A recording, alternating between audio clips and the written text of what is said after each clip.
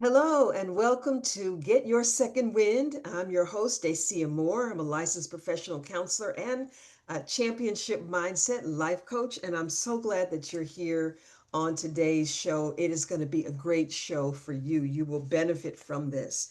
Now, even though I'm a licensed professional counselor, I am disclaiming this is not a counseling show. This is not to be perceived as personal counseling. I have thoughts, I have strategies, I have skill, and I have experience and expertise, but I am not your personal counselor. If you need counseling, if you are in crisis, be sure to call 911 or the suicide hotline 988. Or you can look on the back of your insurance card. You pay for your insurance, you need to use it.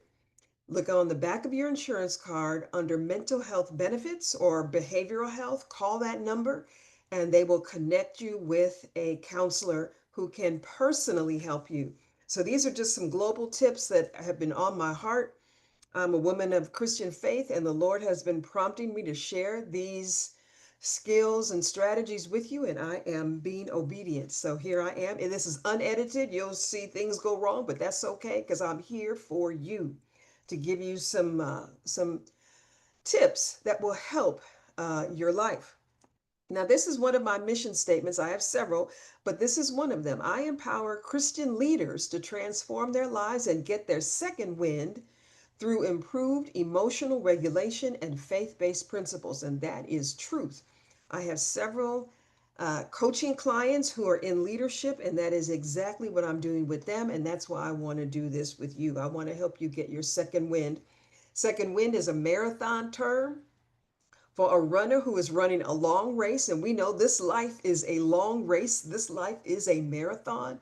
We can sometimes get exhausted, get depleted, get burned out because of the leadership role that we have, and people are tugging.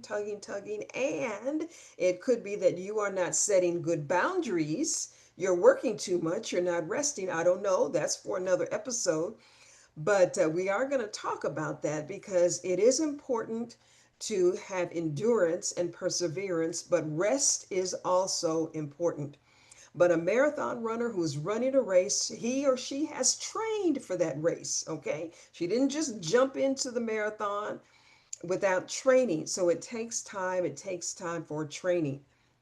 But they run in the race, and if they just keep going, they will get their second wind and finish the race. And that's what I hope for you to get your second wind and successfully finish the race that God has called you to, so that you can be all that you were created to be, that you can use every single talent that He gave you, whether it's 10 talents, 5 talents, 3 talents, or 1 talent. We want to use the talents that God has given us for the benefit of other people. We are to use the comfort with which we receive to comfort other people.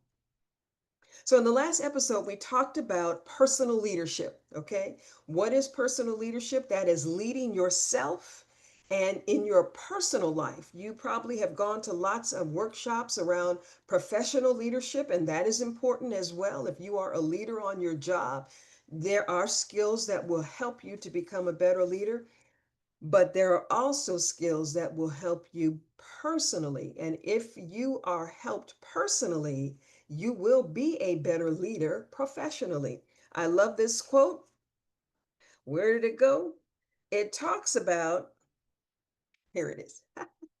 It's from the Lira report. And it says mental health and mental well being is the single biggest catalyst to individual, team, and organizational success. Now, if you have been on a job in a team where there were some unhealthy people, it made everybody's life difficult. I have worked with bosses who were so full of anger and mean. They were just mean.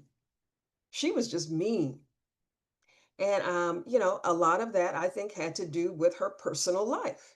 Okay, so people say leave your personal life at home. It don't work that way. And we know more about mental health and mental wellness now after the pandemic. So being uh, giving yourself some personal leadership so that you become the best version of yourself. Doesn't that sound beautiful? Becoming the best version of myself. What does that even look like? And that's what we're going to talk about today. Write that down. So, anytime you come to these episodes, be sure you have a notebook. Okay, be sure you have a notebook because it's important for you to capture the ideas that the Holy Spirit gives to you through watching this show. Okay, I don't have any magic. I have skill. I have expertise. I have experience. I have wisdom. I have covered up these gray hairs. Okay, but I got a bunch of them. Okay, because I have been through some things. And so it's important that you document what you are learning through these sessions and other sessions so that you can reflect on them and grow from them. You don't just hear it and then forget it. And that's why a lot of leadership development programs don't really stick because people are not reviewing the notes when they get home and then reviewing them regularly. Anyway, that's another episode as well. But the last episode, we talked about having a vision for your life and writing down the characteristics of the 5 people that you admire and writing 3 characteristics of the 5 people that you admire. And what that does is it gives you a vision of who you are becoming.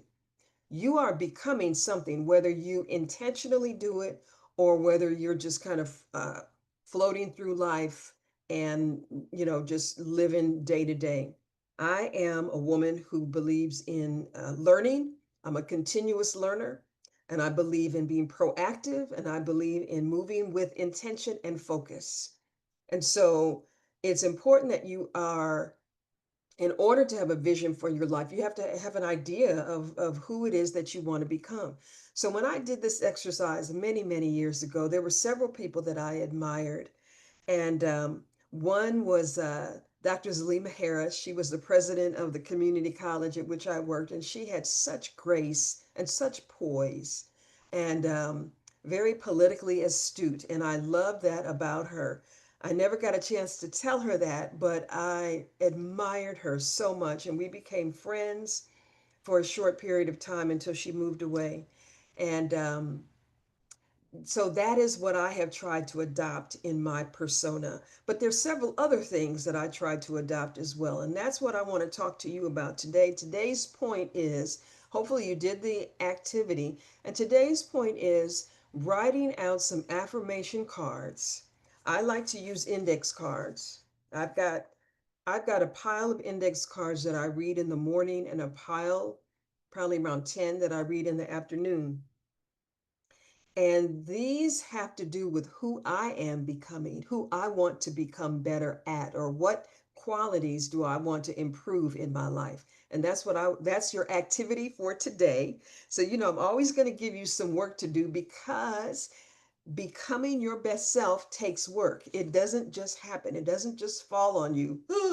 No, it doesn't happen like that. You have to do something to move forward and become your best self. All right. And I hope that's what you choose to do.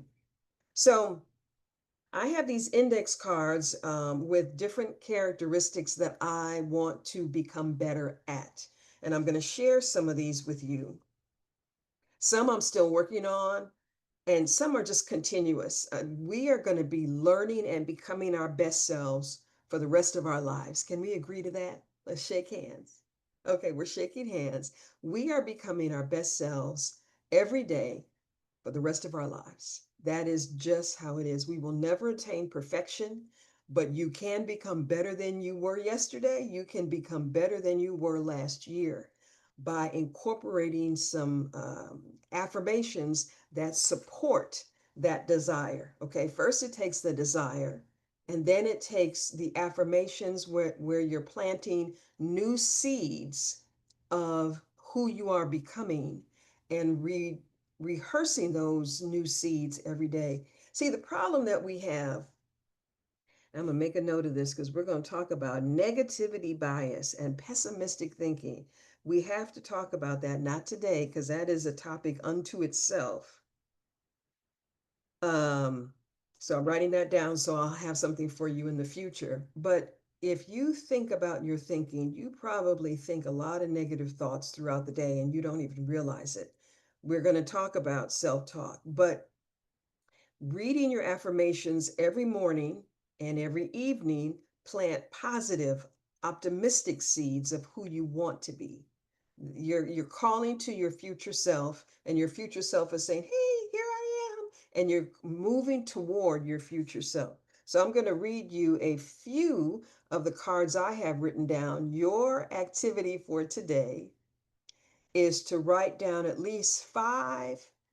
First of all, go get some index cards, okay? And you can get a little index card holder, and then write down on each card a characteristic that you are becoming. I am becoming stronger. Here are a few of my um, affirmation cards. The Lord will fulfill his purpose for me. Now that's truth. The Lord will fulfill his purpose for me. Psalm 138, verse 8. I believe that. If I cooperate with the Lord, if I spend time with the Lord, if I try to live righteously, he will fulfill his purpose for me. And so I have confidence on the days when it doesn't feel like that is the case, when it feels like I've done everything wrong, I haven't done enough, I'm not enough, all of those negative thoughts that come into our mind. I can rest in this thought that, okay, when I am weak, he is strong, and the Lord will fulfill his purpose for me. I have confidence in that. Another one of my cards: be strong, courageous, and firm. Fear not, nor be in terror before them, for the Lord your God is with you. He will not fail you or forsake you. I love that one. Be strong, courageous, and firm. I have to remind myself every day to be strong, courageous, and firm. And as a leader, that is important. Now, you don't want to be rigid. There's a difference between firm and rigid. And ooh, I need to write that down because some of you are rigid, and that is not helpful. Being firm means that you are standing your ground until you get new information, but you are still receptive to information. Rigid is my way or the highway. I don't care what you say, I'm doing it. This is how we're doing it. So we'll talk about being rigid, which is not good, but being firm is good. Be strong, courageous, and firm. We could do a whole episode on this one. I'm going to set this one aside. Okay, here's one that I'm still working on. I am a member of the 6 a.m. Club. Now, I love the book, The 5 a.m. Club. If you haven't read that book or gotten the audio book, it's fabulous. I love it. I've listened to it many, many times, but I am not a member of the 5 a.m. Club. All right. Partially because I am semi retired, and so I'm not on the grind like I used to be. But you may be still in the workforce, and the 5 a.m. Club might be a great club for you to join. I'm not going to give it away, but that is something for you to consider. This is my affirmation. I'm a member of the 6 a.m. Club and am becoming my best self. When I get up at 6 a.m., there are some habits and routines that I do every day that support me becoming my best self. And then the last one: I am grateful, I am forgiving, I am giving. My life is beautiful, creative, productive, prosperous, and faith-filled. Doesn't that sound wonderful? Let me read it again. I am grateful, I am forgiving, I am giving. My life is beautiful, creative, productive, prosperous, and faith-filled. This is one of my favorite cards. And let me tell you a quick story before I let you go. Just a few days ago, I was having a conflict with one of my children, and I wasn't feeling really good about her. And this card came up in my spirit: I am forgiving. And I had to say, Dacia, let it go. Let it go, let it flow. All right? Let it go, let it flow. It is important to let offenses roll off like water off a duck's back. Part of the reason that you struggle as a leader maybe in your personal leadership life, is because you are holding on to some things that you need to let go of. And I just said in that moment, this card, these words came up in my spirit. I am grateful. I'm grateful that I have children. They're healthy. My grandchildren are healthy. I'm healthy as far as I know. And I've been to the doctor because I want to know. I'm healthy. They're healthy. We have extra. We got food in the fridge, gas in the cars. Let it go. Is it really that important? So, these affirmations, as you say them over and over again, will help you become the person that you were meant to become. And that absolutely gives you vision for your life because you are headed in a direction.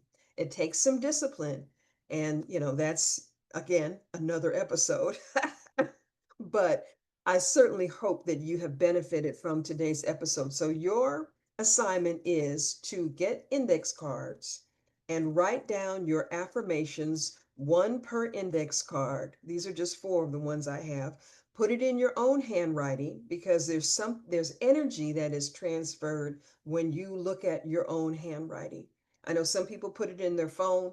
That's fine as long as you begin to rehearse it, meaning that you say it or you read it every morning. That is putting your vision into your mind and giving your mind instructions on the person that you are becoming. I hope you've enjoyed today's episode. If you did, tell a friend. Well, first of all, put a like on the bar below that you like it. Leave me a comment if you have some. Maybe you have some suggestions or questions. Maybe there's a topic that you want me to do, and I'm happy to do that. And tell a friend. You can forward this to them or have them come to the website and subscribe. Subscribe to this YouTube channel. And I hope to see you again in the next episode. And until then, have a great day. And remember, you are becoming your best self. Get your second win and do what God has called you to do. Okay? Bye bye.